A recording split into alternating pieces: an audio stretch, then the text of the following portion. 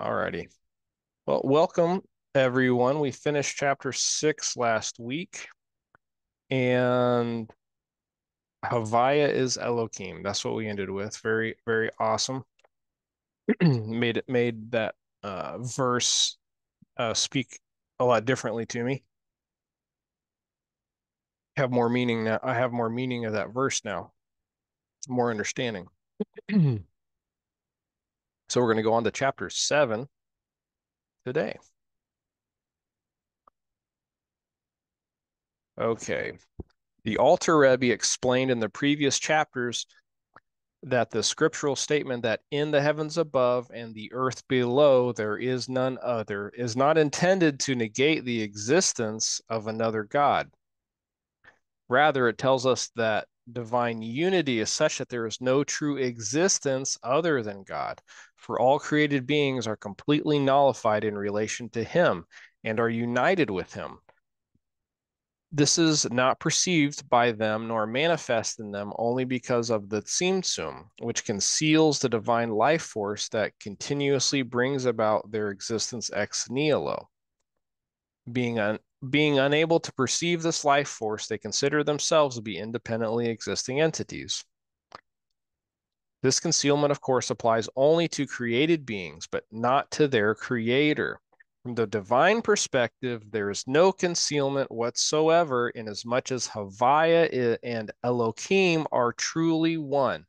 The concealment of affected by Elohim, excuse me, thus does not act as a concealment for Havaya.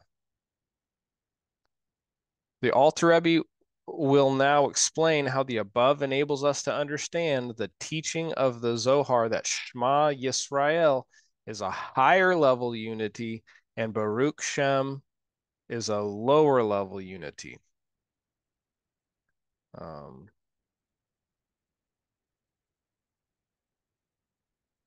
hmm. Where divine unity merely to signify the existence of one God, it would be impossible to speak of higher and lower levels of unity. According to the above explanation, however, that divine unity means the nullity of created beings and their unity with God. It is indeed possible to speak of two diverse levels of unity. In this sense, higher level unity refers to the divine faculty of creative speech, otherwise known as Malchus. Interesting. So Malchut is the sovereignty when it's the last of the 10 Sephirot and their corresponding mortal midot, the animalistic emotional traits. Um, Acts as a transitory link to a lower world. Very cool.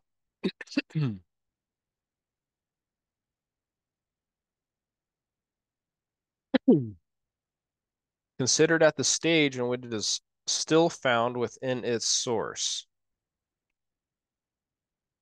So speech, creative speech, considered at the stage in which it is still found within its source. By way of an analogy, the seminal letters of a person's speech are first encapsulated within his thought and emotions. Very cool. Which will ultimately be responsible for his subsequent speech. Oh. I don't think we've talked about that yet. Makes sense, though. The same is true above. When supernal creative speech is at the stage in which it is still included within the supernal attributes, which, being infinite, are too lofty to serve as a source of creation, for it is an inherently limited to space and time, creation as it exists in its source is united with God at the higher level of unity. Its manner of nullification is then similar to the nullification of the sun's rays as they are found within the sun globe, the sphere of the sun. When, however, the divine creative power of speech, or Malchut, Malchus, after undergoing a process of tzimtzumim, descended to a level at which it is able to serve as a source for creation. Then the term lower level unity applies. Created beings at this level cannot be said to be completely and utterly nullified, for inasmuch as this level becomes the actual source of created beings. That's important. For inasmuch as this level becomes the actual source of created beings, they must perforce have some measure of identity in relation to it. Although this level too is pervaded by the Ein Sof light, so the Or Ein Sof, which unites with the divine faculty of creative speech. Interesting. This unification is nevertheless one of lower level unity. So we're seeing a I don't know if synonym's the right word, but a similarity between Ein Sof and the higher level unity, and then the Or Ein Sof, which is the lower level. Well, And the things that come from them, the roots of those things, or the things that have those as their root, wherein created beings are soon to have some measure of existence, albeit a nullified form of existence, but existence nonetheless. James, I have a Yes, question. yes. When it was talking about the Malchut is in the lower level, I mean, not the Mm-hmm. lower level, the action undergoing, that's where the process creation is taking place. Malchut is action, the place of action doesn't matter which spirot it's in, correct? Oh, I don't know. Russell? That is What correct. what do you think, It's Russell? still the world of Asiya in whatever spherode it's in. Right. So that's why it's saying, I'm just was just clarifying for you. That's why it says that the Malchut is the lower level, applies to creating beings and the creation. Yeah. The actual source of created beings, because Malchut is so if you got actions. if you've got the world of Bina in the spherode of no, if you have Malchut in Bria, it's still action. It's still a world of action, but it's a world of action in Bria. That's why creation came from it. Mm-hmm. Okay, just clarifying. Thank you. Interesting. Yeah.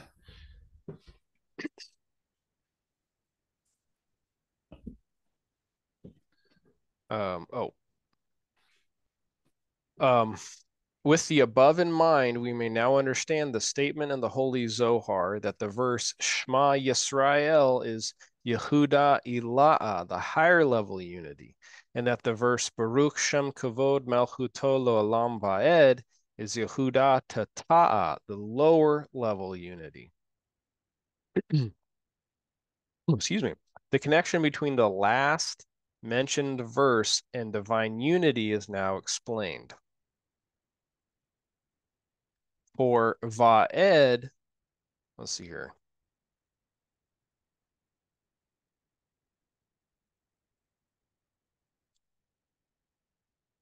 A letter of mine dealing with this substitution. For Va'ed is equivalent to Echad through the substitution of letters. Oh, interesting.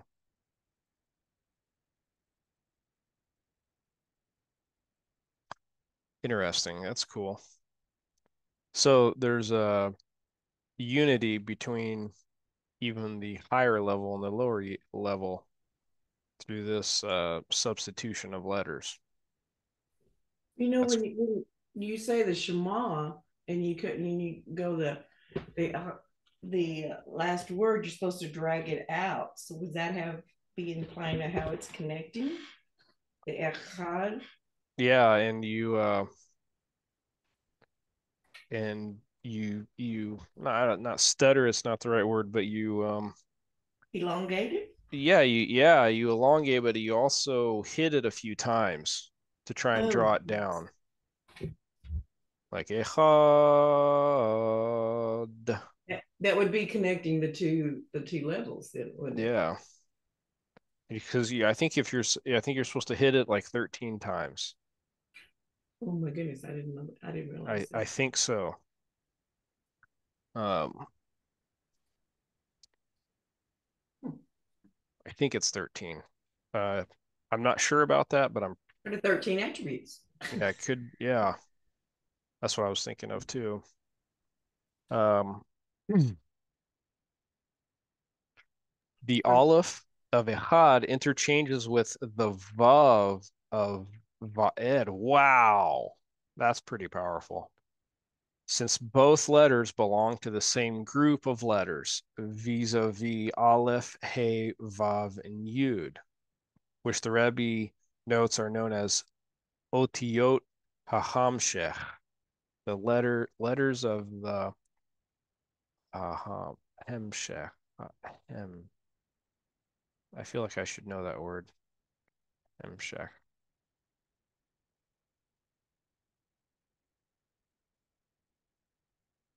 Uh, oh, here we go. They translate it for us. The connective letters. Wow, very cool. So, in other classes, we've talked about the Vav, or other people have talked about the Vav. I know Mike talks about that quite a bit, but yeah, like that is a connector. Um, it's something that connects.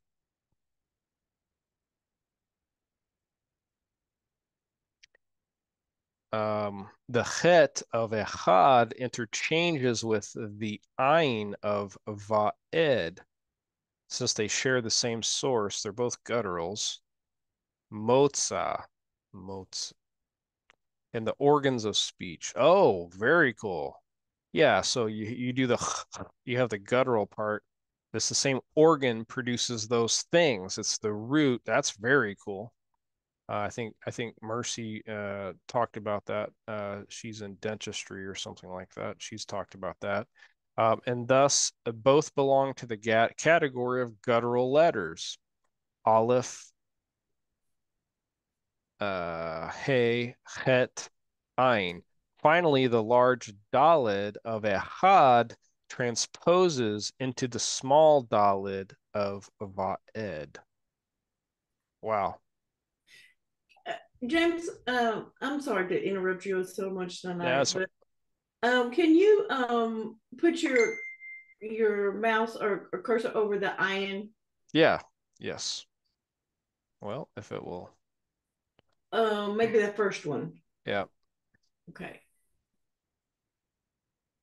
Let me go up a little bit. I don't know if it's good. Okay, yeah. Ein, the 16th letter of the Hebrew alphabet with a numerical value of 70. Wow. Oh, and we learned last week, Ein, um, creation happens through this letter. Creation happened through Ein. Mm-hmm. Wow. And if you remember, Ein looks like a branch. It looks like a tree. It's got two branches, one going into um, another branch, and then it goes off into. It looks a lot like a tree. Um, literally nothingness in Hasidic terminology, a state of non-being that serves as a contrast to true existence, the void that precedes any act of creation. C, in the mortal realm, Ein describes a person who transcends his innate egocentricity and commits himself to the service of God. Wow. Very cool. Thank you. That was Yeah, good. thank you. Thanks for pointing that out. That's pretty cool. Yeah, I forgot about that from last week. Ein describes the letter that creation was created with or flowed from or some such. That's really cool. And it's 70, which that's really cool. So it's basically just like Ein splits, there's like a bifurcation. There is a It's like the letter for the bifurcation. That's really it's like the letter for the what creates the fractals. You've got the, oh, it could be you, it could represent the Jewish people on one side and the nations on the other side, but they come down and they're all mankind made by Hashem. Yeah, that's wonderful. Yeah, they have the same root. They have the same On the same shamash, root. Yeah. which no, not the right word, but yeah, it's got the same root. And that's and it's silent. Ein is not usually really, it's considered like a silent guttural. Mm-hmm. Very cool. I'll come back over and be quiet. Um, the cause and reason for this tzimtzum and concealment with which the Holy One, blessed be He, obscured and hid the life force of the world, making it appear as an independently existing entity. I.e., the Alter Rebbe is asking why it is indeed necessary for the world to appear as an independently existing entity. What would be lacking if the world would be perceived in its true state as an entity wholly nullified in relation to its source? So a lot of apikursim. That was a question by the Greek philosophers 2,000 years ago. Was like, well, if Hashem's all powerful, then why can't he just make this kind of world where everything is perfect? Uh, it was from the philosopher Epicurus, but it got transliterated, I think, into Aramaic as apicorsim, which is a type of heresy. The reason for this is as follows. It is known to all that the purpose of the creation of the world is the revelation of God's sovereignty. For there is no king without a nation.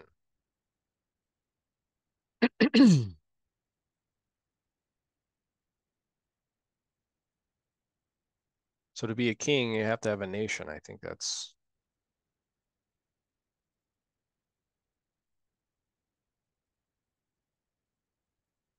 the word oh wow, another one where we're going to talk about the Umot Ha'alam and things like that. This is really cool. So goes back to what Teresa is pointing out with the word ein here. The word which you see the ein if you know Hebrew, and if you don't, that right there is an ein with a vowel sound underneath it. But that's It I don't know if I'd call it nation, but people maybe. Uh, the word is related etymologically to the word omot, dimmed, extinguished, as in the expression gehalim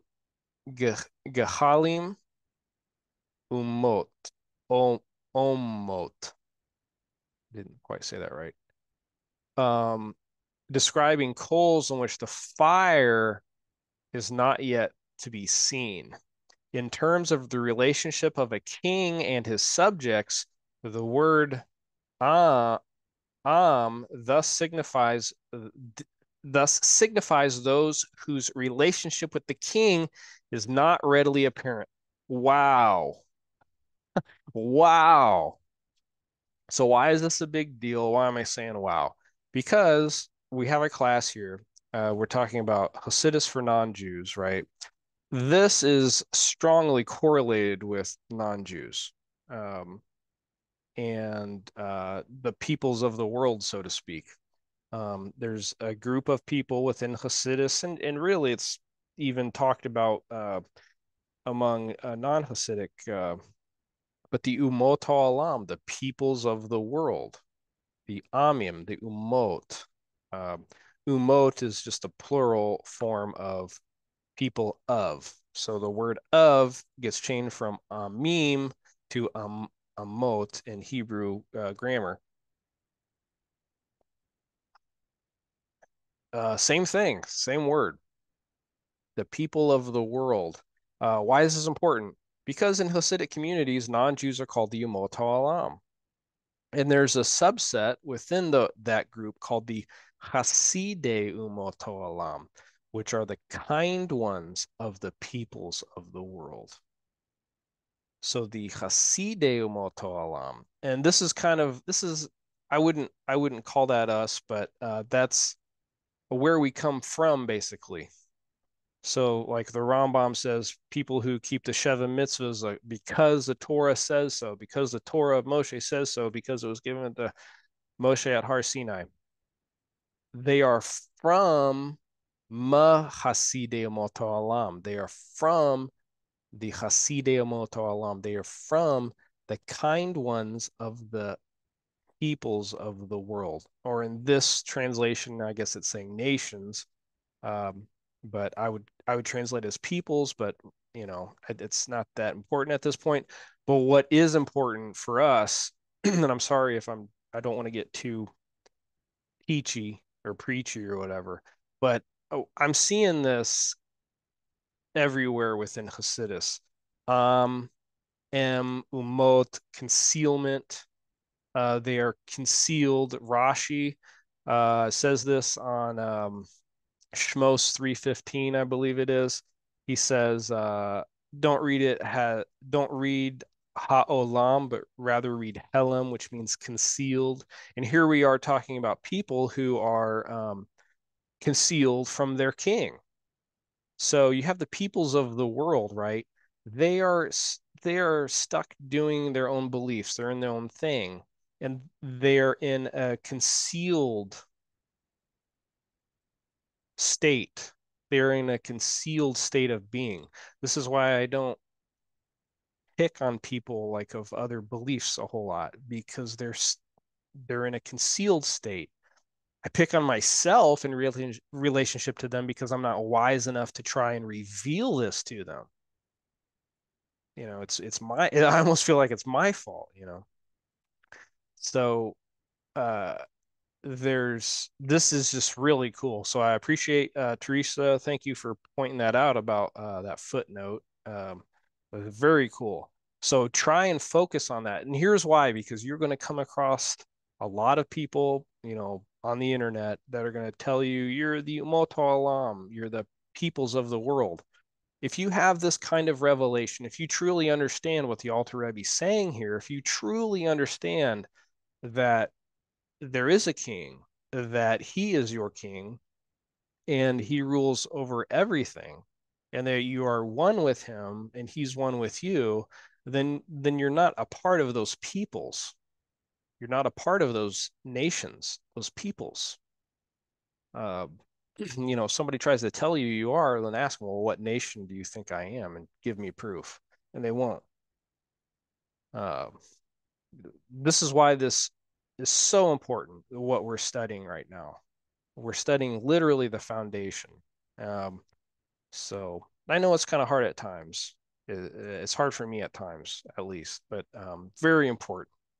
So I hope you guys kind of understand what I'm saying, um, at least a Very little good. bit. It was very good. Oh, thank you, Teresa. Yeah, I get a little windy. Get a little No, winded. I'm used to people preaching. Yeah. Yeah. So, but No, this is it, guys. This was really cool. Like, really, this is the foundation of a very strong argument here. and that would also, in a paragraph or two above that, when it said that there isn't no need for a king without a nation. To me, that kind of relates to what we have here now. We're part of the nation, Mm-hmm. but yet we're also in our studies, we're part of Hashem. We're part of, with the out of the we have stepped out of the nations. I don't know how to explain it. We've stepped Yeah. Yeah, out of the no, nations. I totally agree with you. And I think about that a lot because like I know we're not Jewish, but at the same time, I feel like we are kind of undergoing multi-gerus. Or like Mm-hmm. multi-sojourning. Like I'm maybe talking too much. I'm maybe digressing too much here. But when it comes to the United States, like I love the United States. I love the Constitution. My ancestors have been here for 400 years almost or whatever. My wife's ancestors came over on the Mayflower. She's also part Cherokee. Like we're very closely tied to the land, and we love it. We love the Constitution. But at the same Mm-hmm. time, it's only a foundation for freedom. And when Israel came out of Egypt, they had a foundation of freedom as well. But what happens is you have to do something with that freedom. And just saying you're American isn't really enough. You have to do something with that freedom. And I think that's what so many people have a tendency to lack is like, okay, yeah, we need to fight for our freedoms. We need to, you wave the flag and things like this, but you have to do something with the freedom that we've been given and things like that. Yeah, that's true. Yes. So, um, and then bam, we got the Torah. So there's something to do. And so it's like I'm connected. I'm very shy to the Constitution and freedom, but at the same time, there's something more that we have to do uh, because just we have the freedom to do whatever we want, and if we have the freedom to do whatever we want, we need to make sure we're doing the right thing. And I think too many people focus on just being free, um, where personally, and I don't want to impress it on others so much, but like for me personally, as for me and my family, for our household, I want to serve Hashem. I want to study Torah as best as I possibly can. Because that even it's in itself is hard at times. So like Yes. it's a struggle itself. So um let's see here. So I don't know. I don't know if that's what you were talking about, Teresa, but I at least I feel that way. Yes, Yeah. I do too. That Yeah. we're we're part of the nation, being Gentiles, but yet we're not part of the nations. Right. I have an interesting book called American Zion. It's right over the left of my shoulder. And it talks about the history of people coming to the United States and they are wanting to practice the Bible. They're wanting to practice the Torah. And matter of fact, even though they didn't quite have it right, they were calling the new world like the new Israel. They were calling they Mm-hmm. were there were tons of communities, and if you look around different communities throughout your state, you can check the names of towns. Like they were trying to start an ideological societies over here. A lot of them were Bible based, you could say, and it was a big deal. And we have to. I shouldn't say we. I don't want to speak for you guys, but I try to give respect and honor to my ancestors, even though they didn't have the same beliefs as me. It got to where we are today, and I think it's just a wonderful country. And I think though that we need to keeping on, so to speak.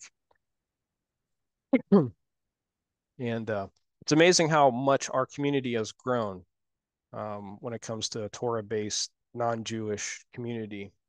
Um, so it's very encouraging too. Um, okay, I've talked way too much.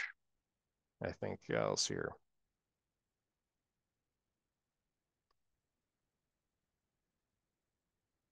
Okay. Um, okay. So the Amim, it's not readily apparent to them who their king is. They believe it's this and that and things like this.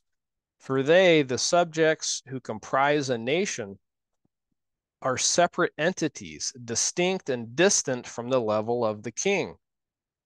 Okay, he could be talking a little bit about deism here. A lot of times in Western theologies or religions, they see God as separate. Um,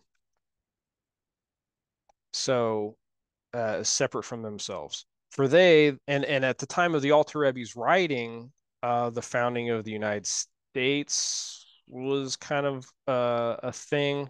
A lot of the founding fathers of the United States were, not all of them were Masons, but a lot of them were into Scottish Rite Masonry, and they kind of have a deistic view of God. Um, which deism means they believe in a God, but they believe he's like removed from the world. Heaven forbid. They believe these nations are, they believe are separate entities, distinct and distant from the level of the king. Only upon them does the king reign as a result of their nullifying themselves to him. For even if he had very many children, the term kingship would not apply to them, inasmuch as the king's children are a part of the king himself. What does that mean? They're his seed. And the Alter Rebbe is going to talk more about this in depth in part one. We're currently reading part two. Um, so a, a deist, or maybe certain forms of Judaism or whatever, I don't know exactly who he's talking about here specifically, but he's talking about people who believe that Hashem is a different entity. They're not attached to him. He created the world and he left, basically. Heaven forbid. Nor is it possible for a king to reign even over nobles alone. Although they, unlike a king's children, are not part of him, nevertheless, since their position puts them in constant and close contact with him, thereby lending them some of the aspects of kingship, the king cannot reign over nobles alone.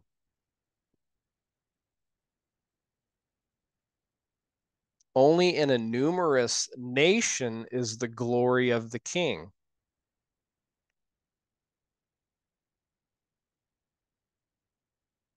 Only upon only upon strangers can sovereignty apply. The same is true above. The ultimate intent of the revelation of divine kingship finds expression in his reigning over lowly created beings who perceive themselves as existing independently of him, so that they too should humble and nullify themselves before him. The name that indicates the attribute of God's Malchus, his kingship, is the name of Adnut, lordship. For his kingship lies in the fact that he is Lord of the whole universe, Haaretz, Adon Kol Haaretz, of the land. Okay.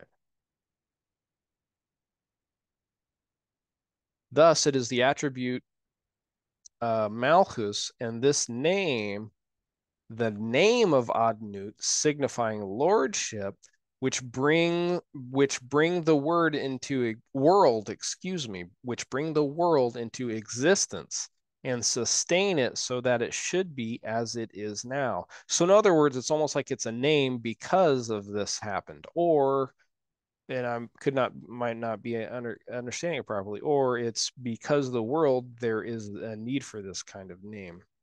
A completely independent and separate entity and not absolutely nullified.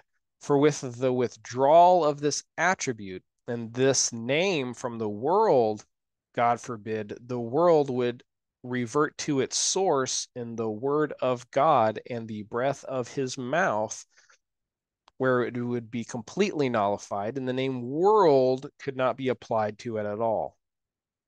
So when we're talking about world, usually you hear you hear this the name specifically used as um, the lordship name Adnut.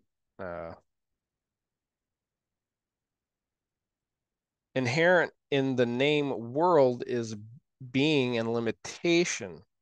However, in the state in which the world finds itself within its source, it would have no being and would not be limited. So, king of the world. So, a lot of times in prayer, you find that if it's talking about the world, a lot of times you see the world word for Lord or king or kingship, Malchus. The term world can be applied solely to that which possesses the dimensions of space and time. Okay, so again, a little bit more backstory here. We have Olam. You got the Olam, and so plural that would be Umot Haolam. So the peoples of the world. This isn't like a physical thing. This isn't just a physical thing. This is a spiritual thing that we're talking about. When you hear the word umot ha'olam, when you hear the peoples of the world, this is a deeper thing. This doesn't just mean the people of the world, or when you hear the term B'nai Noach, oh, it just means people who are descended from Noah. No, these are concepts, these are spiritual concepts that have deeper meanings than just physical boundaries or biological ancestries. The term world, okay. Space referring to east, west, north, and south, upward and downward, and time referring to past, present, and future. Only with regard to entities that are subject to the limitations of space and time can the term world be applied. All these dimensions of space and time have no relation to the holy supernal attributes of the world of Atzilus because those attributes are infinite. So, a lot of times people put the cart before the horse when they talk about non-Jews. Well, you're the Ummah Alam. Therefore, you cannot be connected to Atzilus. I've heard this before. Like they put the cart before the horse. Like you cannot. So, in other words, they are axiomatically saying, "Oh, you are the Ummah Alam. There's a definition for this. Therefore, you cannot do this." It's the other way around. Not only that, but it's a concealment and you're supposed to break out of that concealment. It's not like a thing that's set in stone. The definition is, but that doesn't mean who you are.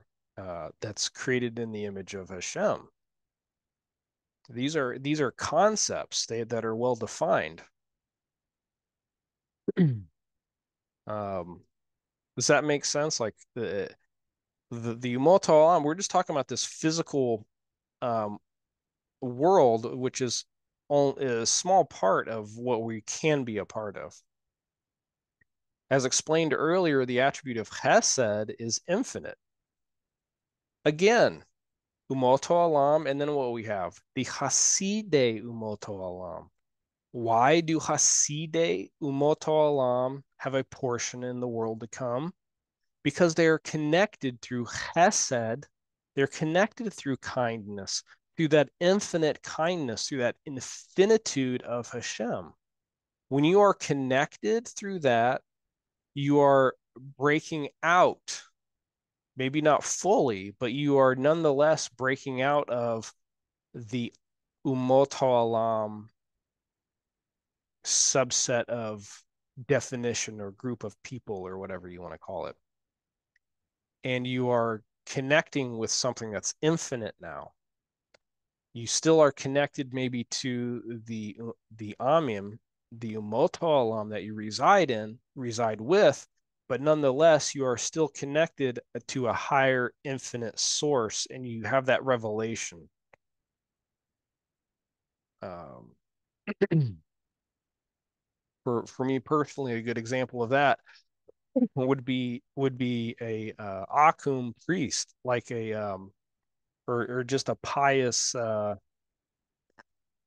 Could have been anybody really, but they could actually be an avodah They could be an eved avodah They could be a servant of idolatry. However, if they choose to sacrifice a portion of themselves to do kindness, to do a kind act, they are doing true chesed. They are now Hasidei Umot Olam, and they connect with that. They are connected with that infinitude of Hashem, and therefore they have uplifted themselves, that lower part of themselves, to receive a portion in the world to come. Even though they're not Jewish, they might not even keep the seven. A lot of people say, well, you have to keep the seven because the Rambam says those people are from Hasidei Umot Olam. In my view, that's a mistranslation. Rambam doesn't say they are Hasidei Umot Olam, people that keep the seven because the Torah says so. He says they are from Hasidei Umot Olam. Why? Because people are drawn are drawn to do this chesed. They are going to eventually be drawn to the Torah, which is the source. They're going to be drawn to the source. And therefore, what are they going to do when they get to the gates of Israel, basically? Do you keep the seven? Can we teach you about the seven? They're going to say, well, yeah, does that get me to that Hesed? Does that get me to that source that I've always followed my whole life? Yes, this is the source. Okay, teach me about the seven. Let's do them. That's what that means. So when people call us Hasidim Olam, it's a misunderstanding from my perspective of what the Rambam's saying. In other words, if you understand what's going on here, you're not part of the Amim anymore. You're not a part of the Umoto Alam. You're not even a part of the Hasidim Olam. Rather, you are from the Hasidim Olam. You have come out, and now you're in a gerus, some kind of sojourning, or what have you. Only concerning the attributes of God's Malchus is it possible to say that he is king, above without end and below without limit, and likewise in all four directions. So basically, it's like a basic introduction to Hashem. It's like, oh, he controls this whole physical world of space, time, and place. So that lower level of Shema would be a really big deal for, like, let's kind of use it as an example, a non-Jew who is coming into the Torah, right? It's a lot of non-Jews. I feel like we're kind of beyond that, right? We kind of have an understanding through Christianity of the Torah, and we kind of already know that, but you got to start somewhere. This means to say that God is king of all creatures, from the very highest to the very lowest. Thus, when speaking of Malchut, it is in order to use terminology that has some relationship to space, such as a higher and lower. This indicates that Malchut itself has some relationship to the aspects of time and space. Very cool. The same is true concerning the dimension of time, i.e., that the attribute of Malchut is in some small measure related to time. As it is written, God reigns, God has reigned, God will reign. Interesting. I.e., God's reign is related to present, past, and future, the dimension of time. Thus, the life force of space, likewise of time, and their coming into being from nothingness, and their existence as long as they shall exist, are from God's attribute of Malchut and from the name of Adnut.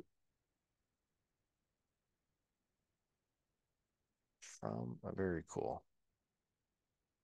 Now, since God's attribute of Malchut is united with his essence and being in an absolute union, as will be explained, space and time, which are created from Malchut, are therefore also completely nullified in relation to God's essence and being. just as sunlight, whilst it is still within the orb of the sun, is nullified in the sun. This means to say, as long as Malchut still exists in a state of complete union with God's essence and being, space and time, the source of worlds, as found within the attribute of Malchut, are utterly nullified relative to God. This state is called higher level unity. It exists only before the descent of Malchut through various Simtsumim in order to vest itself in the lower worlds, thereby creating them and providing them with life. It is then that the worlds enjoy this state of higher level unity. So again, when he says worlds here, he's talking about the Amim. This is the kind of like the place where we were familiar with, right? Uh, this is very important for us and people that we talk to. Anybody, even Jews who are talking to non-Jews, let's say. That's not a good example. That's not an accurate example, but it's probably the best application. It is then that the worlds enjoy the state of higher level unity. So they have to realize this lower level unity and how it's connected to the higher level. Because from the perspective of the pristine source of Malchut and Adnut, which brings about their existence, their actual creation is as yet inconceivable, inasmuch as Malchut and Adnut are still in a state of inclusion within their source. Consequently, space and time exist there in the same manner as light of the sun exists within the sun in a state of complete nullity. They're in unity. And this is the meeting of the alternation of the letters of the name of Adnut with the letters of the name Havaya. When the letters of one divine name are alternated with the letters of another, the name whose initial letters appears first is the dominant one. The second name is being intertwined and encompassed by it.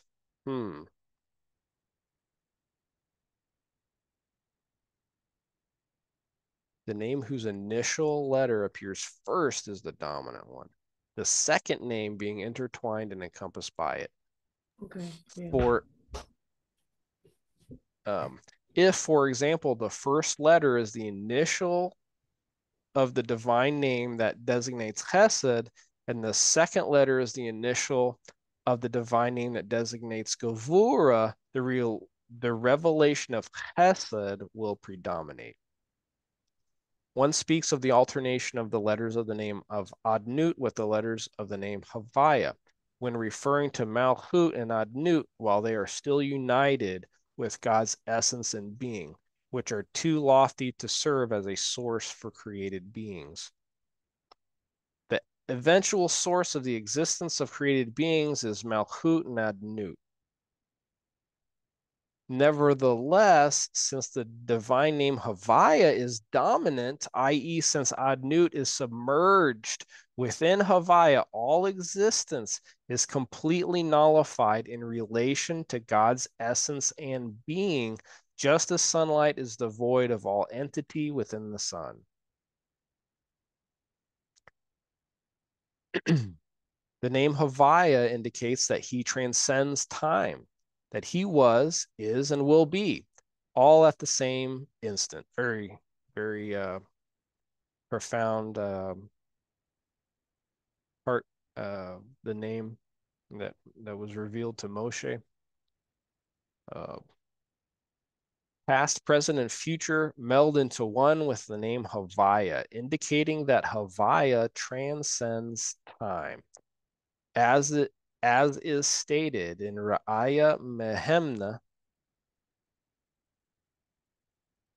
on Parshat Pinchas.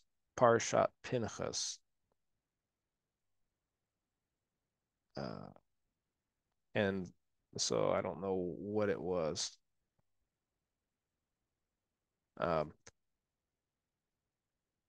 but it is talking there about the name.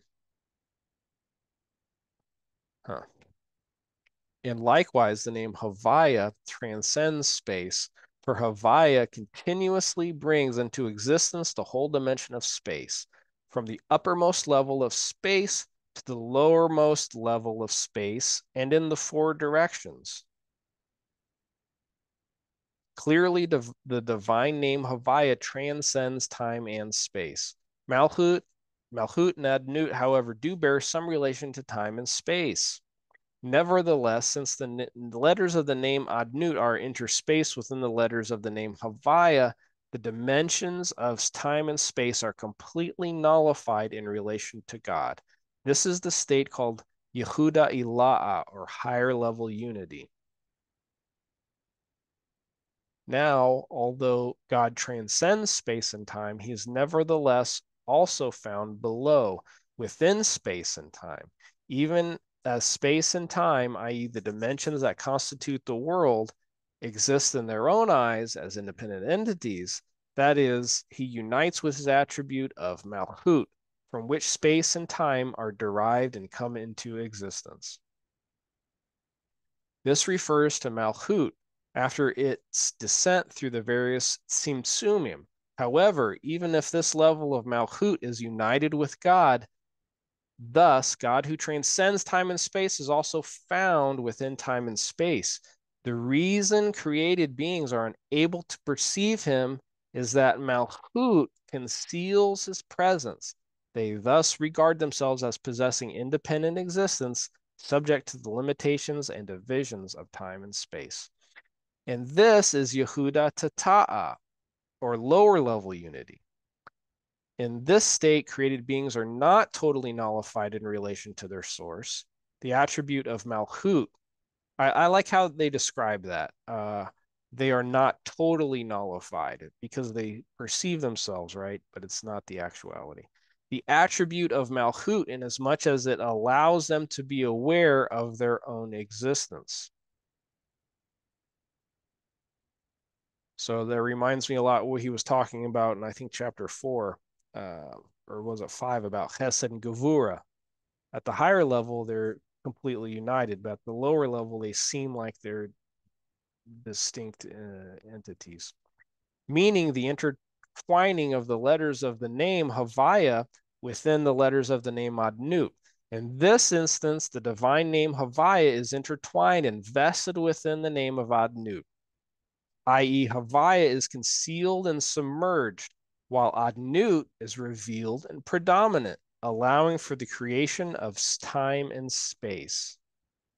Reminds me a lot of creation, right? The I don't know, what was it called? The Partsufim, but the different areas that Hashem created, i.e., his essence and being, which is called by the name Ein Sof, the infinite one, completely fills the whole earth, temporally and spatially, space and time. For in the heavens above and on the earth below and in the four directions, everything is equally permeated within the Ein Sof light. For God is to be found on the earth below, exactly as in the heavens above. For everything, including both heaven and earth, is within the dimension of space, which is utterly nullified in the Ein Sof light, which clothes itself in it through God's attribute of Malchut that is united with him. In relation to the Ein Sof light, I'm assuming they're talking about the Or Ein Sof here, but I'm not 100% sure. I don't want to put words in the Alter Rebbe's mouth, or the person who wrote this commentary. In relation to the Ein Sof light, which totally transcends time and space, there exists no difference between heaven and earth. God is found equally in heaven and upon earth. This being so, why are time and space not totally nullified? Why are they not totally nullified? They are not nullified because God's attribute of Malchut is the attribute of Tzimtzum and concealment. whose function is to hide the Ein Sof light, so that it will not be perceived by created beings, so that the existence of time and space should not be completely nullified, and there will be no dimensions of time and space whatsoever, even for the lower worlds, i.e., it is only because of the concealment affected by Malchut that time and space exist for created beings in their frame of reference. Now, from the foregoing exposition, one will be able to understand the verse, I, Havaya, have not changed. Malachi 3:6. This means, Perush, not only has there been no change in God's conduct or even his will with regard to rewarding the righteous and so on, but this verse means explicitly that there is no change, heaven forfend, in God. There exists nothing that can alter him. The only consideration that might possibly cause one to wonder about there being a change in God's unity is his bringing created beings into existence. Before their creation, nothing whatsoever existed other than him. After their creation, however, one might erroneously conclude that there now exists something in addition to him, the various worlds and their denizens. And were this to be so, this would constitute a change in God's absolute unity. Heaven forbid. The verse therefore anticipates this by saying, I, Havaya, have not changed. There is no change in him at all. Just as he was alone before the creation of the world, so he is alone, or maybe all one, after it was created. Superficially, this is difficult to understand. How can we possibly say that God is alone after the world was created when there now exists an additional entity, the world? However, according to the explanation given here regarding divine unity, this matter is clearly misunderstood, since the world is truly nullified in its entirety in relation to him and is wholly united with him. God is thus just as truly alone after the world was created as he was alone prior to its creation. So things just like protracted out of him. Accordingly, it is written, you were the same before the world was created. You are the same after the world was created. If the meaning of this passage were only that God is eternal without beginning or end, it could have been stated simply, you were before the world was created. And why the circumlocution of you are who was before the world was created? This emphasis provided by the repeated phrase, you are he who, means you are exactly the same he before and after creation. You are the same he before and after creation, without any change in his being, nor even in his knowledge.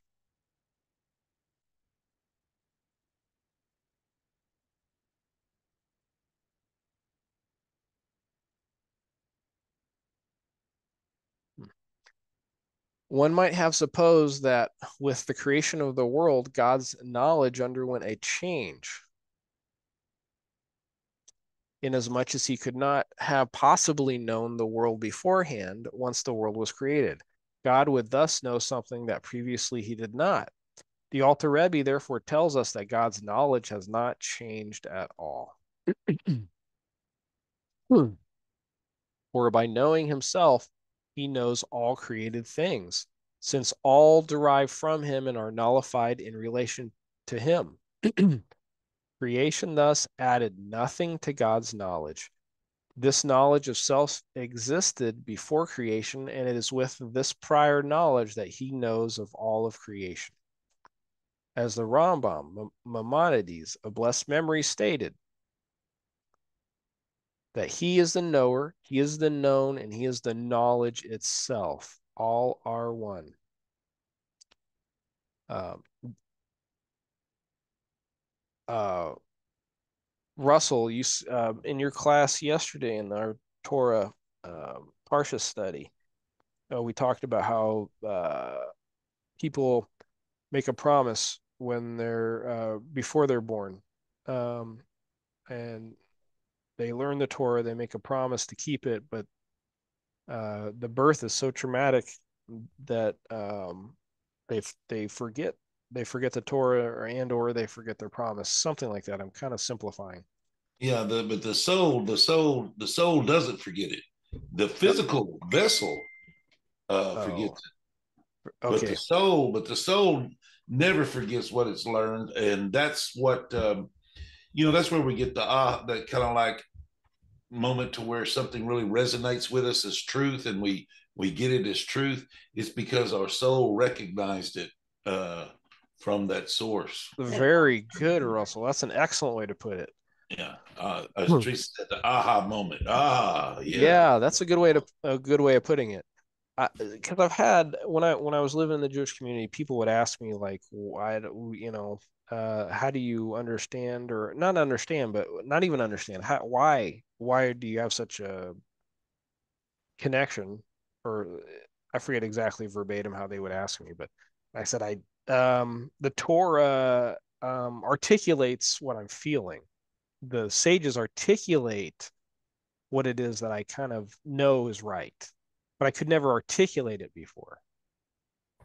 And that's exactly, I think, what you're talking about. It's like the soul feels it. It's not an emotion, but it knows it's the truth.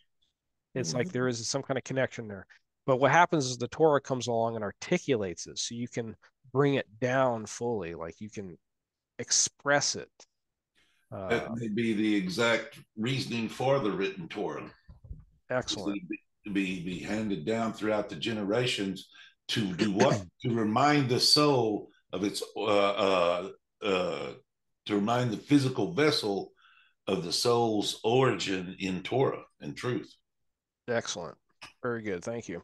The reason why I reminded or I thought of that is because in Hilchot Yesodei HaTorah, the laws of the foundation of the Torah, I think I'm translating that right.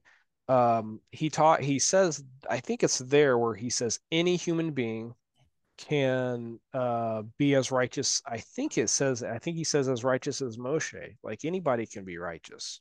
Anybody has every human being has that ability to be a righteous person.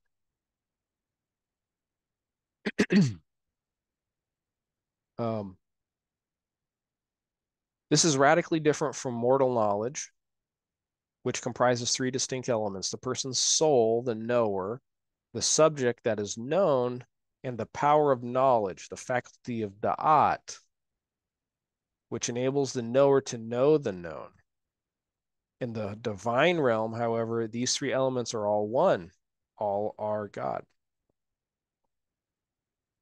Da'at is the third of the 10 sephiros, or divine emanations, the third stage of the intellectual process at which concepts, having proceeded from seminal intuition, chokhmah, through meditative gestation, bina, now mature into their corresponding dispositions of or attributes of character, midot. Oh, very cool.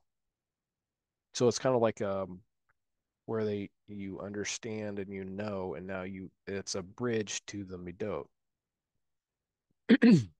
At least that's what I gleaned from that. Um, I don't know how much farther we have. It seems like we have a lot to go. Um, Teresa usually helps me out on this. It's I a don't. very long chapter. Is We it? probably have about 10 to 15 more pages. Yeah, we're not. Yeah. I could probably do it, but I'm not going to put you guys through that. We'll probably have to. I think it's good to split this one. Yeah, we'll probably split it into two or three parts.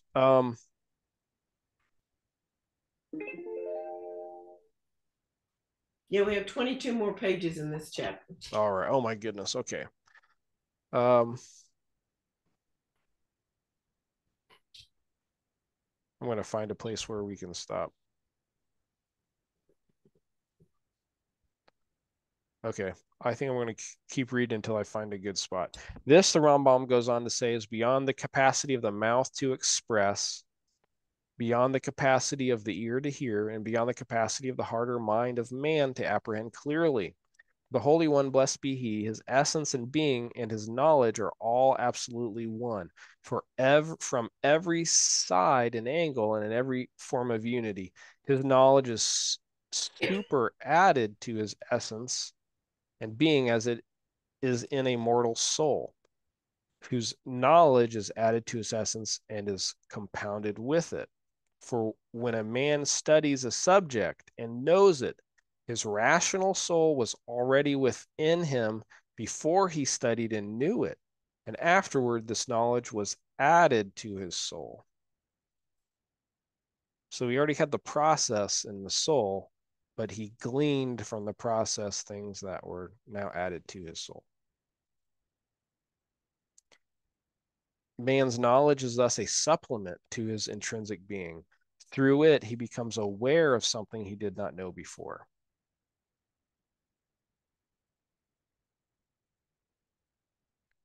They were going to stop at 2 sentences here. And so, day after day, days speak, i.e., instruct a person, and a multitude of years teach wisdom.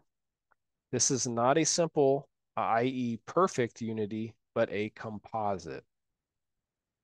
Okay. Yeah, Interesting. James, you see that one section, it just goes to verify, and that's actually the source in probably that midrash that he's talking about the same concept about the soul knows it.